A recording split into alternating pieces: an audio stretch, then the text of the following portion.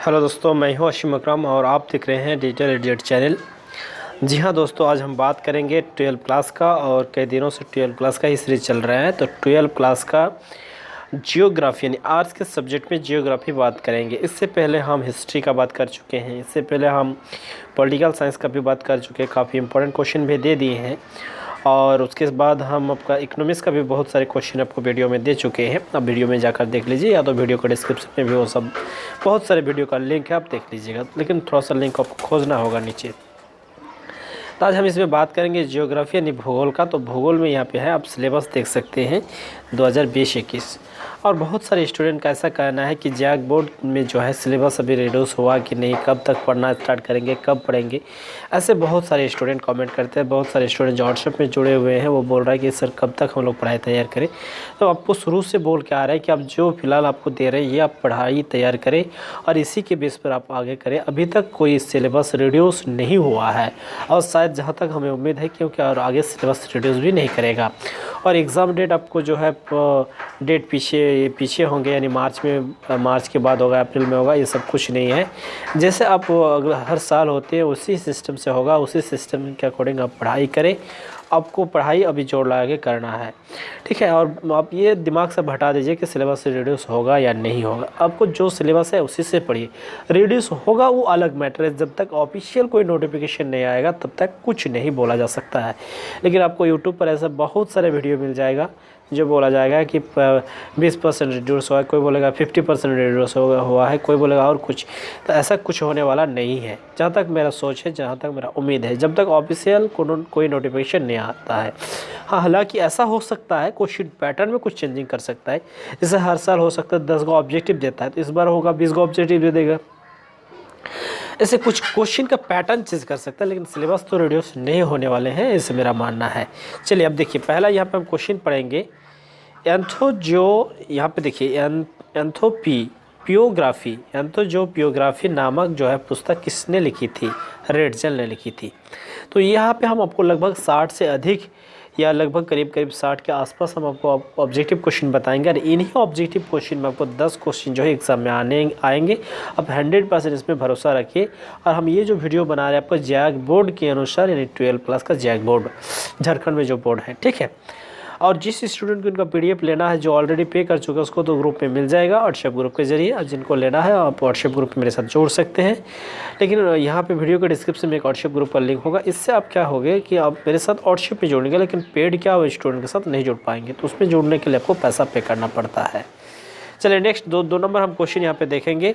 मानव विकास की अवधारणा निम्नलिखित में से किस विद्वान की देन है? यानी किस विद्वान की देन है कि मानव विकास का जो अवधारणा वो सबसे पहले शुरुआत किया गया था, उसका नाम है रेडजेल का, ठीक है। विश्व में जनसंख्या वाले महादेश कौन सा है? विश्व जो है उनमें जनसंख्या वाले सबसे ज़्यादा जनसंख्या वो महादेश कौन सा है? तो हम जानते हैं एशिया महादेश, ठीक है। एशिया महादेश में आपका आ जाते हैं भारत आ जाते हैं, उसमें चाइना आ जाता है, चीन आ जाते हैं। तो दो ही तो सबसे ज़्यादा जनसंख्या वाला देश है। नंबर 1 में है चाइना, नंबर 2 में है भारत। तो दोनों देश अगर एक ही महादेश में है तो उसका ऑफकोर्स ये होता है कि एशिया महादेश में जनसंख्या ज़्यादा है। हम अब दूसरा क्वेश्चन हम यहाँ पे बात करेंगे, भारत में गेहूं का सबसे बड़ा उत्पादन राज्य कहाँ है? यानी कौन सा राज्य में भारत का सबसे ज़्यादा गेहूं का उत्पादन होता है? तो हम जानते हैं उत्तर प्रदेश, ठीक है। भारत में निम्नलिखित में से या निम्नों में से भारत का सबसे लंबा राष्ट्रीय मार्ग कौन सा है? तो एच नेशनल हाईवे या नेशनल रोड आप बोल सकते हैं। 7 जो है आपका बहुत वो बड़ा है, सबसे लंबा है। मैनचेस्टर किस उद्योग के लिए प्रसिद्ध है? तो सूती वस्त्रों के उद्योग के लिए ये जो है प्रसिद्ध है। दो देशों के मध्य व्यापार को क्या कहते हैं? दो देशों के मध्य व्यापार को हम अंतर्राष्ट्रीय व्यापार कहते हैं। अगर दो राज्यों के बीच होगा तो राज्य व्यापार, दो देशों के अगर है तो वो आपका हो जाएगा अंतर्राष्ट्रीय। और देश के अंदर ही होगा तो उसको हम राष्ट्रीय बोलेंगे। निम्न में से कौन सा ऊर्जा जो है अनवीकरणीय स्रोत है? तो हम जानते हैं नवीकरणीय और अनवीकरणीय 2 प्रकार के होते हैं, ठीक है। तो अनवीकरणीय यहाँ पे जो है ताप ऊर्जा है अनवीकरणीय। यहाँ पे बिंग इंच पाइपलाइन के द्वारा प्रभावित किया जाता है। किसको प्रभावित किया? प्रवाहित यहाँ पे होना चाहिए था, प्रभावित लिखा गया, प्रवाहित। यानी ये पाइप के माध्यम से पेट्रोलियम का भी ये होता है, क्योंकि अगर कोई किसी जान बहन से लाएंगे तो ले आना जाना उसमें काफ़ी खर्च करना पड़ता है, उसमें काफ़ी समय का इंतज़ार करना पड़ता है। और अगर कोई जगह में पाइपलाइन के माध्यम से हो जाएगा तो उसमें क्या होगा, पाइपलाइन बिछाने पर एक ही एट ए टाइम बहुत ज़्यादा अमाउंट हमको खर्च होगा, लेकिन जितना सड़क बनाने में खर्च होता है उससे उतना ही या उससे कम ही खर्च में हो जाएगा पाइपलाइन। और पाइपलाइन में क्या होगा, हमको एक्स्ट्रा कोई खर्च देने की कोई गुंजाइश नहीं रहते ट्रैवल के लिए। और उसमें क्या होते हैं कि जो है आपको समय का बचत होते हैं और नहीं सिर्फ एक, जैसे आपको एक उदाहरण के लिए हम बोल सकते हैं कि यहाँ पे आप मान के चलिए पेट्रोलियम का कोई भंडार है पेट्रोल का, हमको यहाँ पे हमको लाना है, तो इनसे यहाँ तक लाने के लिए जब सड़क बिछा बनाएंगे तो उसको सड़क आपको बनाना पड़ेगा। इसमें फिर जब गाड़ी के माध्यम से हो या रेलगाड़ी के माध्यम से हो जब लाएंगे तो उसमें फिर एक मशीन लगाना होगा, एक सिस्टम लगाना होगा, उसका फिर एक खर्च होगा, या फिर उसको लोडिंग करना होगा या फिर उसको अनलोड करना होगा और फिर उसको ऐसे करके लाना होगा। और यदि हम यहाँ से यहाँ पे उसका यहाँ से को पाइपलाइन अंदर ही अंदर बिछा देते हैं तो यहाँ पे हम पंप के माध्यम से यहाँ पे भेज देंगे और यहाँ पे कोई जगह पे हम स्टोर कर लेंगे। तो ये इजीली तरीका है, तो यही यहाँ पे बात किया गया है। अगला क्वेश्चन जो है, जियोग्राफी शब्द किसने ग्रहा है, यानी जियोग्राफी जो शब्द है इन शब्दों का किसने ग्रहण दिया है, इसको पहला जो है किसने सृजन किया है इसको, ठीक है। तो इनका नाम है इरस्थानीज, यहाँ पे इसका नाम है। निम्नों में से कौन सा एक तृतीय क्रियाकलाप है, व्यापार एक तृतीय क्रियाकलाप है। विश्व में किस क्षेत्रों में सर्वाधिक जनसंख्या केंद्रित है, तो मैदानी क्षेत्रों में जो है सर्वाधिक जनसंख्या केंद्रित है।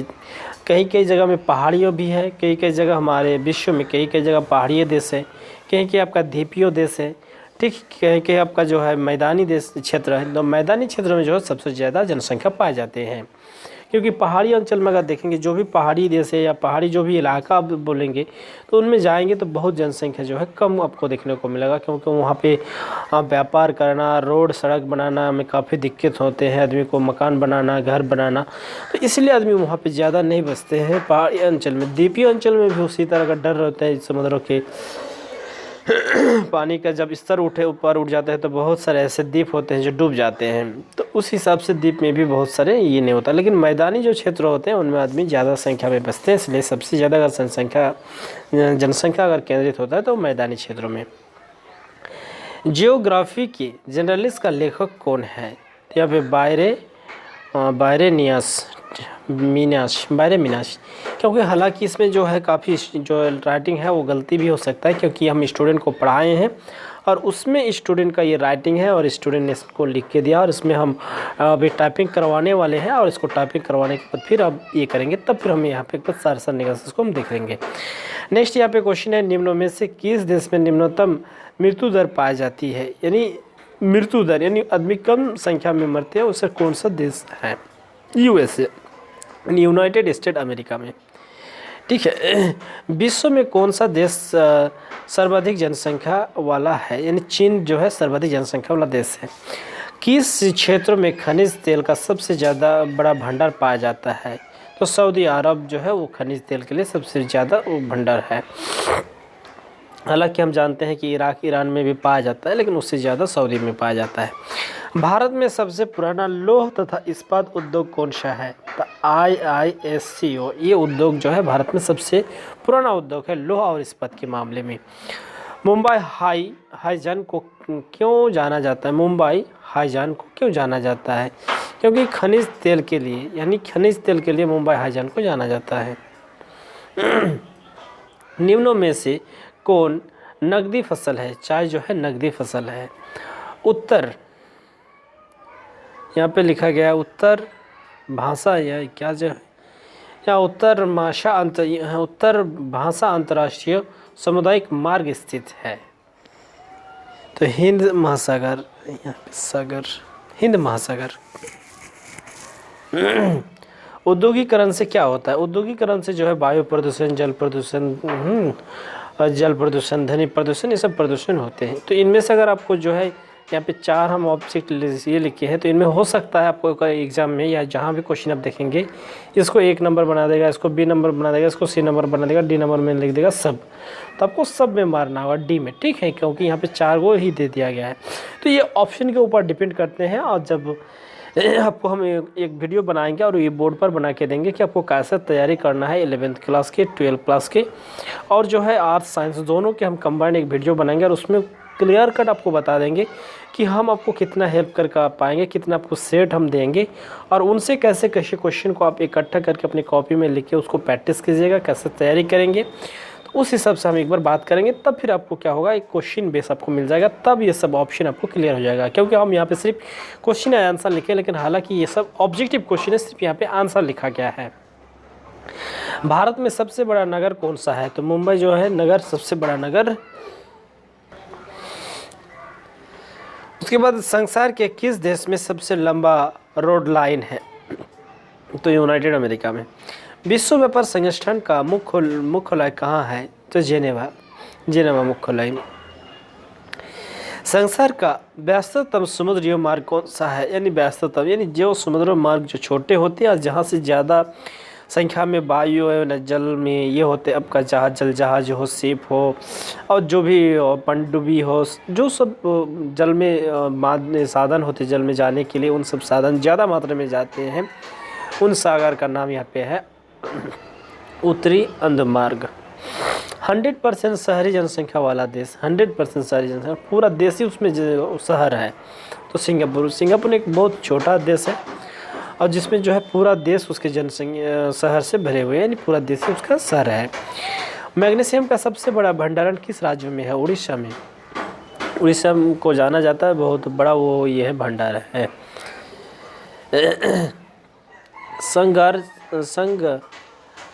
संरक्षण की दृष्टि से तांबे के स्थान पर किस धातु का उपयोग किया जाता है? तो एल्युमिनियम का। निम्न में से किस राज्यों में कोयला का सबसे अधिक भंडार है? झारखंड में कोयला का अधिक भंडार है। हालांकि पश्चिम बंगाल में भी कोयला मिलता है, पाया जाता है, लेकिन झारखंड में ज़्यादा मात्रा में है। निम्न में से कौन सा विद्यमान मानव भूगोल से संबंधित है? तो हिट गठन। किस द्वीप में सर्वाधिक जनसंख्या वाले या जनसंख्या घनत्व पाए जाते हैं? तो जावा। विश्व में तांबा अयस्क का सबसे बड़ा उत्पादन देश है चिली। क्यूबा की रानी किससे कहा जाता है? गन्ना को।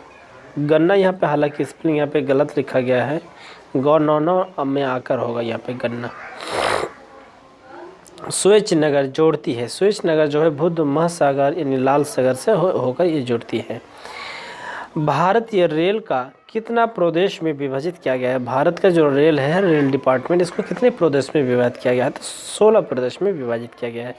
जैसे आप कभी ट्रेन में सफ़र किए होंगे तो उसमें ट्रेन में लिखा हुआ रहता है पूर्वीय रेल, कहीं के लिए लिखा हुआ रहता है पू और ऊ रेल, यानी पूर्वी उत्तरीय रेल। तो इस तरह का लिखा होने का मतलब है उसको प्रदेशों में बांटा गया है। भारत में कौन सा राज्य जो है चावल उत्पादन सबसे अधिक या अग्रगामी में करते हैं? तो पश्चिम बंगाल जो है वो चावल में ज़्यादा आगे है। भारत में कौन सी नदी सर्वाधिक प्रसिद्ध है? तो ये आपका जो होगा गोदावरी नदी। सम्य अवस्था यानी समवाद शब्दों का प्रयोग सर्वप्रथम किस फ्रांसीसी विद्वान ने की थी? तो लुसियन ने की थी। किसने कहा मानव प्रकृति का दास है? हेक्टिन ने। ठीक है। निम्न जनसंख्या वाले महादेश है अफ्रीका। सबसे कम जनसंख्या वहाँ पे है अफ्रीका में।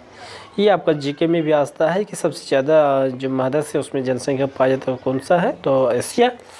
सबसे कम जनसंख्या वाले महादेश जो है अफ्रीका। किस क्षेत्र में खनिज तेल का सबसे बड़ा भंडार पाया जाता है? तो सऊदी अरब। तो शायद दो बार हो गया। तो निम्न में से कौन जो फसल है पेयजल फसल है? तो चार। मानव भूगोल के पिता कौन है? तो फ्रेडरिक यहाँ पे जो है। ठीक है। नियतिवाद के विचार कौन थे? तो यहाँ पे है इकैंट। ठीक है। निम्नों में से कौन 2001 की भारत की जनसंख्या है? तो भारत में जनसंख्या का जो सेंसस था वो आपका था 102.7 करोड़। ये 2001 की जनसंख्या के आधार पर, लेकिन 2011 में जनसंख्या हुआ था उसके अनुसार अगर हम लोग देखेंगे तो 100 करोड़ यानी 125 करोड़ के आसपास। ठीक है, 125 करोड़। हालांकि अभी अगर देखा जाए 2021 में फिर जनगणना होने वाले हैं, तो 2021 के जब सेंसस आएंगे तो हमारे इंडिया में लगभग काफ़ी जनसंख्या जो है बढ़ जाएंगी, क्योंकि हमारे इंडिया के जनसंख्या काफ़ी तेज़ी से बढ़ रहे हैं। नेक्स्ट यहाँ पे क्वेश्चन देखेंगे, ध्वनि की मापने की इकाई क्या है। ये हालांकि साइंस का क्वेश्चन है, डेसिबल से मापते हैं, ये हम लोग जानते हैं। पेट्रोकेमिकल उद्योग में उद्रानी देश का नाम है। संयुक्त राष्ट्र अमेरिका। सर्वोत्तम किस्म का कोयला है, तो एंथोरासाइड। बॉक्साइट से कौन धातु प्राप्त होता है, एल्युमिनियम। भारत में सबसे अधिक प्रदूषण नहीं कौन है, तो यमुना नदी प्रदूषण नहीं है। आधुनिक मानव भूगोल के जनक कौन है, ये तो बार हुआ शायद। भारत में सबसे अंतर्राष्ट्रीय हवाई अड्डा का नाम है श्रीनगर। हालांकि उत्तर प्रदेश के राजधानी के करीब है, उत्तर प्रदेश की राजधानी श्रीनगर है, तो श्रीनगर में भी आपका है जो सबसे बड़ा जो हवाई अड्डा है श्रीनगर में है।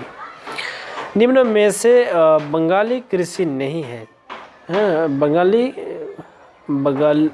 बगलाती कृषि नहीं है, मक्का।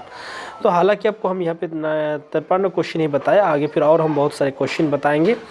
तो अब कब जो है कंटिन्यू वीडियो शुरू हो जाएगा, हर रोज़ हम वीडियो डालना स्टार्ट कर देंगे। तो इस वीडियो में यहीं तक, फिर मिलते हैं नेक्स्ट वीडियो में।